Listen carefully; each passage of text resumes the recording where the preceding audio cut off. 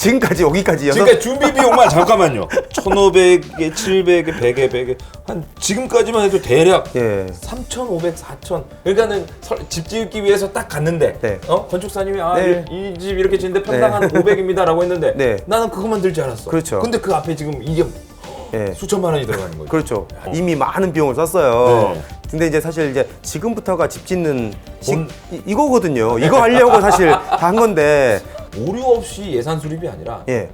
저는 이렇게 말씀드리고 싶어요. 어떻게요? 건축사와 오해 없이 예산 수립을 하기 위한 항목들을 다 따져봐야 되지 않나.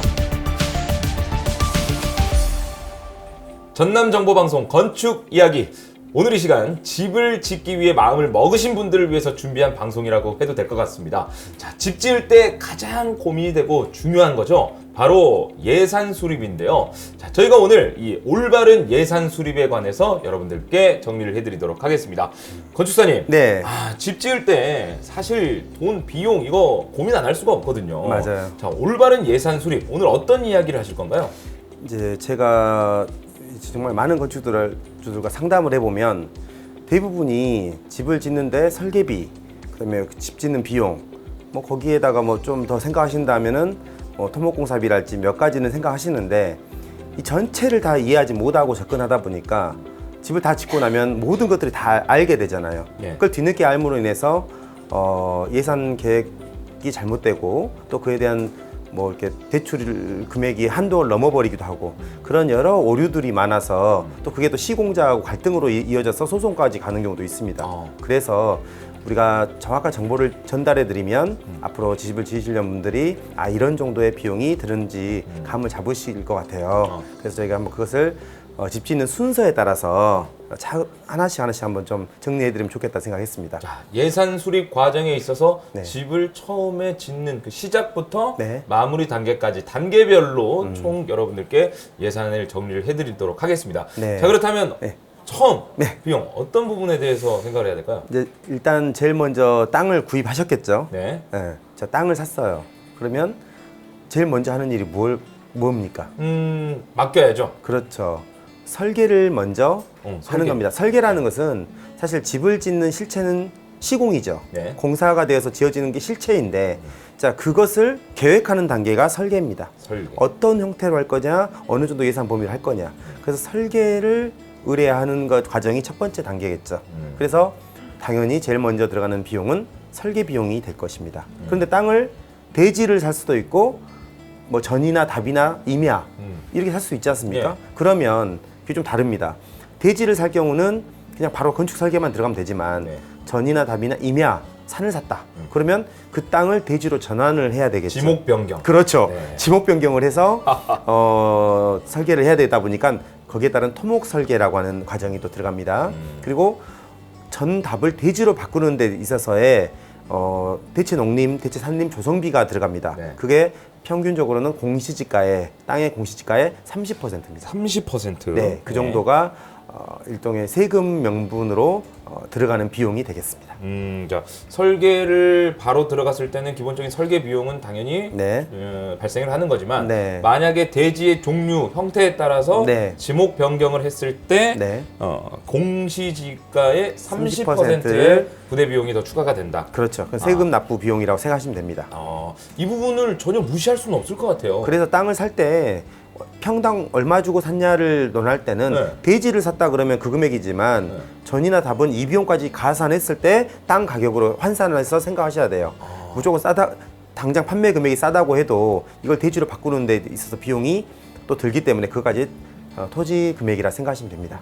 설계 비용은 이제 물론 여러 건축사 사무소마다 다르게 책정을 하고 있는데요. 정해진 건 없습니다, 법으로. 통상 보통 이제 설계라고 하는 범위는 인허가 절차라고 하는 거 있죠. 설계에 대한 허가부터 준공식까지에 대한 인허가에 관련된 업무를 하고요. 그다음에 이 건축물을 지을 수 있도록 설계 도면을 시공자에게 줄 수 있는 도면을 또 그리는 일도 설계이고요. 또 설계가 뭐 어느 정도까지 도면을 하냐에 따라서 굉장히 다양한데 그래서 통상 뭐 저렴하게 하시는 분들은 한 500만 원 정도 선에서 설계비를 하는 경우도 있고요. 네. 예. 근데 이제 그 정도 수준이라면 아주 디테일하거나 깊이 있는 내용까지는 아마 도면화되지 못할 것이고요. 좀 더 섬세하게 특히 또 저희가 지금 패시브하우스는 굉장히 고도의 어떤 기술력들을 조합하다 보니까 도면량이 많지 않습니까? 그러면 그 업무량에 따라서 설계 비용이 뭐 1,000, 2,000 또 뭐 굉장히 유명세를 타는 그런 메이저 건축가들 있죠. 그런 분들은 서울 쪽은 제가 알기로는 3,000, 4,000이 기본적으로 이 얘기가 나오고 있어요. 그래서 설계 비용이 편차가 사실 심하지만 그게 그냥 숫자로만 얘기하면 안 되고 설계 서비스의 종류와 내용과 질에 따라서 설계 비용이 단계적으로 책정된다. 그리고 토목 설계 비용은 이제 대체적으로는 표준화되어 있는데 우리 순천 지역 같은 경우는 한 지금 평균적으로 한 250만 원 정도 250만 책정돼 있습니다. 네. 설계 비용 네. 박병렬 건축사님 기준에 1,500 정도. 제가 2,000 정도. 노 코멘트 하겠습니다. 네, 알겠습니다.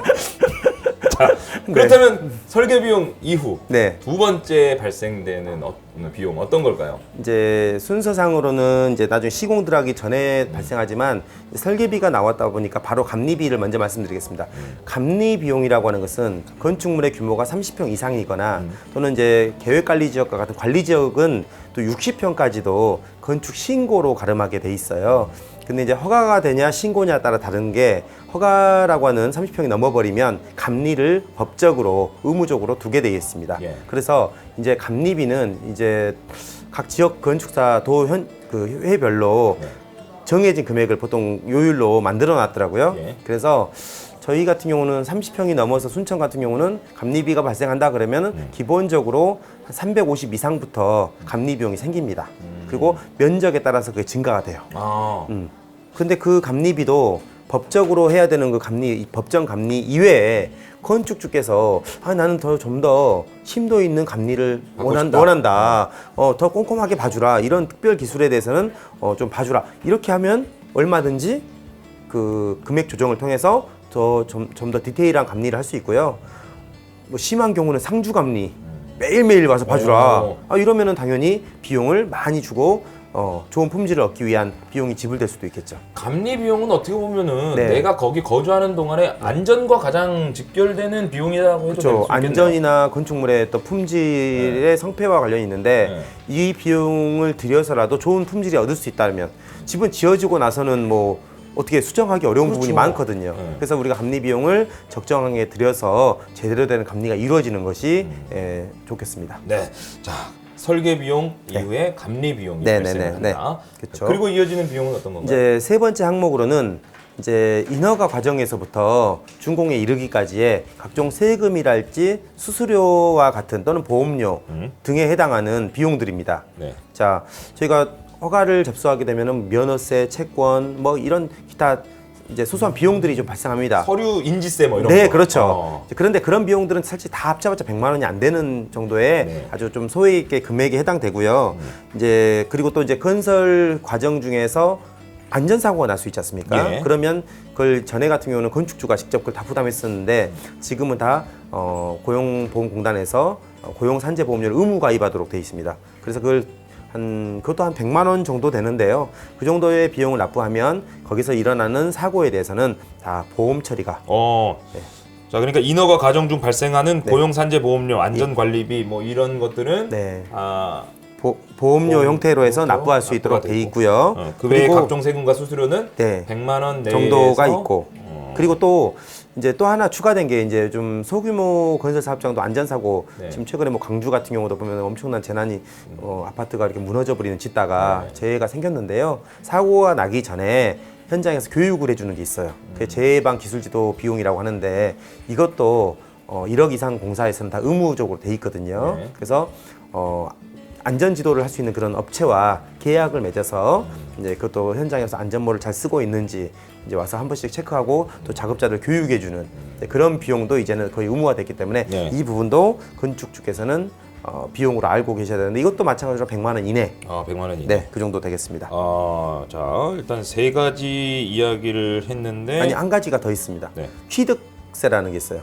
집을 다 짓고 나면 준공하면 그 건축물을 취득함으로 자동차도 차를 사게 되면 취득세가 발생하죠. 그렇죠. 예, 마찬가지로 주택의 경우도 취득세가 발생합니다. 집의 이제 규모에 따라서 이제 면적 구간에 따라서 요율이 또 이것도 좀 자세히 설명하면 복잡해요. 그 요율 구간에 따라서 뭐 300만 원을 받을 수도 있고 400만 원 낼 수도 있고 500만 원 낼 수도 있는데 어쨌든 집을 취득하게 되면 준공 이후에 납부하는 세금, 취득세라는 것도 우리 건축주께서 예산 수립할 때 알아두셔야 되겠습니다. 그렇죠. 본인이 또 1주택 소유자냐, 아, 5주택자냐, 맞아요. 또 달라요. 3주택자냐 이거에 따라서 취득세가 그리고 다릅니다. 내가 가지고 있는 부동산이 네. 6억이냐, 10억이냐 이거에 따라서도 굉장히 많이 차이가 나요. 상당히 좀 뭐 그쪽 분야를 아, 저 전남 정보방송 네, 메인 MC입니다. 아, 네네. 맞아요. 그렇게 구분이 되어 있습니다. 네. 맞습니다. 자, 여기까지만 봤을 때 일단은 대략적으로 크게 발생하는 비용은 아직까지는 없나요? 모르는 것 같, 아직까지는 없는 것 같아요. 아, 그래요? 자, 본격적으로 이 이후에 이제 비용들이 조금 더 궁금해지는데, 네. 자, 그렇다면 다음 비용 이제 어떤 걸 살펴봐야 될까요? 집을 설계를 다 했습니다. 그럼 이제 시공을 해야 되잖아요. 그럼 이제 그 이제 건축비가 나올 텐데 그 전에 자 먼저 이 땅이 건축물이 이렇게 들어갔을 때 침하되거나 불안정하지 않는지 집안을 조사해야 되는 비용이 있습니다. 그러니까 집안조사 비용이라고 하는데요. 예전에는 표준 관입 시험이라고 하는 방식으로 하다 보니까 집안조사 비용이 한 뭐 100만 원 왔다 갔다 전후로 했다면 네. 지금은 이제 탄성파법으로 집안조사를 하도록 의무로 바뀌었습니다. 그러다 보니까는 집안조사 비용도 한 250만 원 정도 소요가 될 수 있습니다. 이제 상황에 따라서 이것은 발생하지 않게 할 수 있는 방법은 물론 있습니다. 네. 이 내 땅의 위치를 아주 공신력이 있도록 GPS를 이용해서 위치를 정확하게 측량해 주는 것을 이제 경계 측량, 경계 복원 측량이라 하고요. 그리고 내 땅이 이렇게 넓은데 다 집을 지을 거 아니잖아요. 네. 그 중에서 일부만 요만큼만 집을 짓겠다라고 하면 경계 측량과 아울러서 분할 측량. 예, 그 땅의 일부를 분할해서 번지를 새로 부여받고 하는 것을 분할 측량이라고 그래요. 그런데 그것도 경계 측량과 분할 측량을 동시에 신청을 하게 되면 제가 알기로는 한 30%의 감면 혜택이 있거든요. 네. 그래서 우리가 경계 측량과 분할 측량 같이 해야 될 경우는 동시에 신청을 하시고요. 따로따로 하게 되면 좀 비용이 좀 더 들 수 있겠습니다. 예, 그렇군요. 네. 자, 그렇다면 네. 다음 비용 어떤 비용? 그렇죠. 이제 여섯 번째로 다섯 번째인가요? 예. 예, 말씀드리고 싶은 것은 이제 각종 인입 비용인데요. 자, 집을 짓고자 하면 현장에 공사를 하기 위해서 전기가 있어야 되겠죠. 네, 전기를 처음에 이제 가설전기 신청을 허가가 나면 허가서를 가지고 가설전기 신청을 해야 되고요. 나중에 이제 그것이 본 계량기가 달리는 걸로 이어질 텐데 그리고 또 공사 과정 중에 물이 많이 필요하거든요. 집을 짓는 과정에서 물. 그래서 물이 수도가 있어야겠죠. 이제 시나 또는 뭐 군에서 하는 이런 수도가 없다면 관정을 파가지고 지하수를 통해서 물을 공급받을 수도 있습니다. 예. 그래서 어쨌든 이 수도를 인입하기 위한 비용. 그리고 도시가스가 있는 곳은 또 도시가스를 이렇게 우리 집으로 인입할 수 있는 비용이 있겠죠. 그렇죠. 예. 뭐 저희들이 주로 하고 있는 건축인 패시브하우스 같은 경우는 사실 그 가스 소요량이 거의 많지가 않아요. 지금 요리도 인덕션으로 하죠. 냉난방 비용이 거의 들지 않기 때문에 사실 뭐 도시가스 인입이 안 되어 있어도 LPG 가스 사용해도 큰 문제가 없는데 어제 도시가스 있는 지역은 가스 인입 비용도 뭐 꽤 발생합니다. 네, 300 정도. 아, 300만 원 정도 네, 인입 비용. 가스는 그렇죠. 네. 자, 다음 그리고- 이어지는 여섯 번째. 예. 네. 자, 이제 공사하기 위한 뭐 대부분의 준비는 됐습니다. 네. 인프라는 됐어요. 이제 건물을 지어야 됩니다. 그렇죠. 자, 근데 땅을 봤더니 네. 이제 경사지야. 아. 그럼 이 경사지인데다가 집을 바로 올릴 수가 없죠. 예. 자, 그러면 땅을 일부 절토를 하거나 또는 너무 꺼져 있어 땅이 도로보다 네, 낮아요. 네. 그러면 그걸 좀 메워서 성토라고 하거든요. 옹벽을 세우는. 뭐 그렇죠. 석축이나 옹벽을 세워서 이렇게. 그래서 부지를 조성을 해야 되죠. 대지 조성 공사를 할 수 있는데 이 건축을 짓기 전에 땅을 정리하는 그런 공사를 해야 됩니다. 집안 조성 공사라고 할 수 있겠죠. 네. 자, 그러면 또 뒤에 봤더니 막 물이 뒤쪽에서 뭐 물이 막 나와요. 그러면 그 부분도 배수로 공사도 미리 하고 가야겠죠. 네. 집을 짓고 나서 그 배수로 공사를 하게 되면 장비가 못 들어갈 수도 있습니다. 네. 그래서 그러한 집을 짓기 전 단계에 대지를 집 짓기 좋은 컨디션으로 만드는 이제 그런 데에 비용이 들어가는데 이것은 어떤 땅이냐에 따라서 이 비용이 이것도 천차만별. 그렇죠. 그래서 땅을 살 때 이 집 짓기 조건에 따라서 이 부분의 비용을 잘 생각하셔야 돼요. 그 측량하는 과정에서 이 비용도 어느 정도 대략적으로 산출이 되지 않을까요? 사실 뭐 저희 같은 이제 건축을 많이 해본 경험이 있다면 땅을 보면 이게 어느 정도 들 건지 대략적으로 예측을 할 수 있습니다. 그러나 이제 일반 건축주들은 그 비용 항목 자체를 생각을 못하고 그냥 평당 얼마로 접근해 버릴 수 있잖아요. 그러면은 나중에 가서 이 비용만 해도 저희 우리 순천에 아주 극경사지에 지은 땅은 집 짓기 전에 이미 2억이 들어간다고 하는 땅에다가 지은 데도 있어요. 그러면은 집 짓는 비용이 2억인데 땅을 만드는데 2억이 또 들었어요. 그러면 땅을 아무리 싸게 샀더라도 이제 땅이 굉장히 비싼 땅이 된 거죠.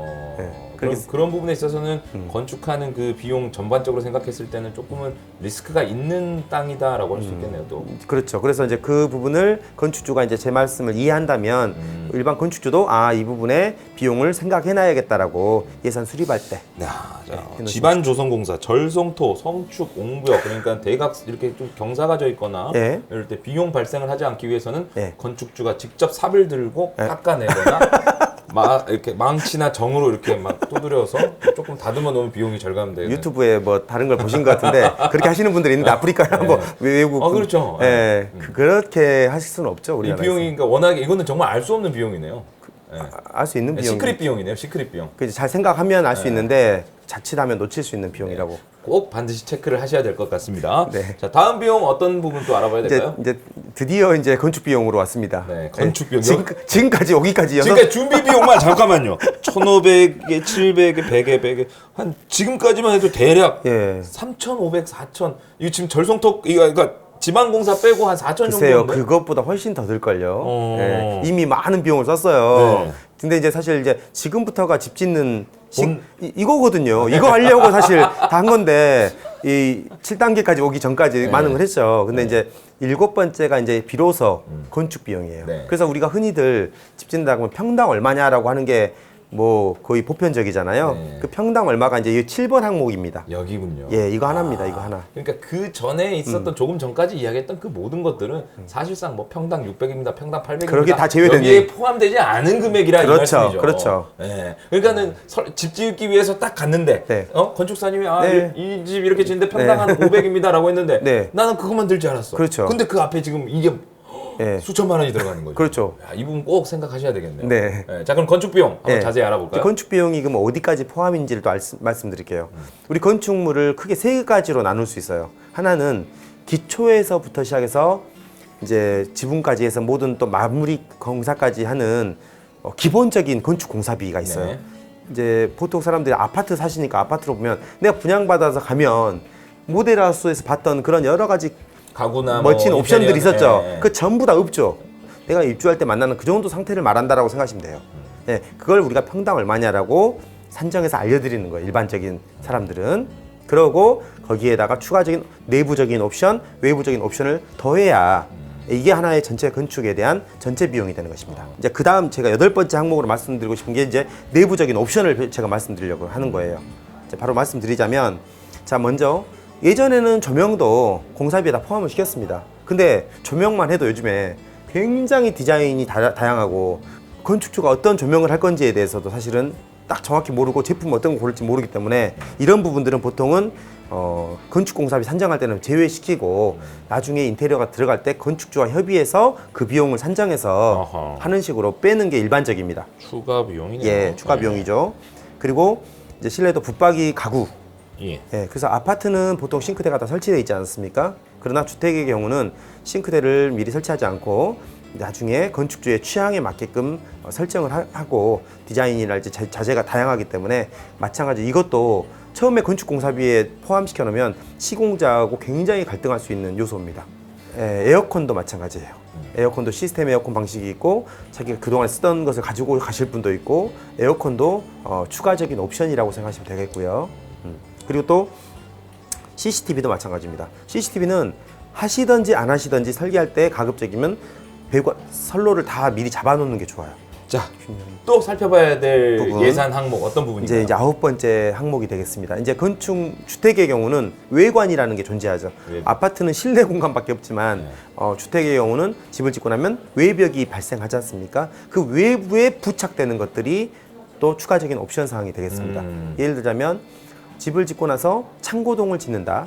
뭐 우리가 지난 앞선 구속동 네, 같이. 구속동 또는 지금 홈파티를 할 수 있는 홈파티. 만든다. 뭐 이런 것들이 있어요. 그런 것들은 당연히 이 본 공사비와 별도로 산정돼야 되겠죠?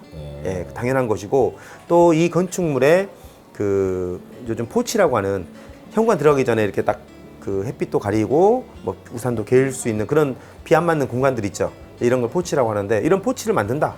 이것도 마찬가지로 본 건축공사비와 별도로 산정하는 것이고요. 또 데크를 대부분 또 하시죠.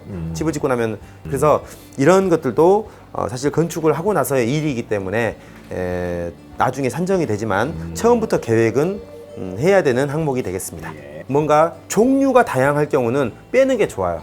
예, 이게 시공자에게 산정을 해라 그러면 이게 보통 중급이나 중저가의 브랜드로 견적을 보통 해요. 근데 이제 건축주께서는 나중에 고를 때는 좀 고급으로 하고 싶어 하시잖아요. 그래서 그렇게 서로 이해 관계가 있을 만한 것들은 별도로 해서 산정하면 결국 똑같은 거죠. 뭐.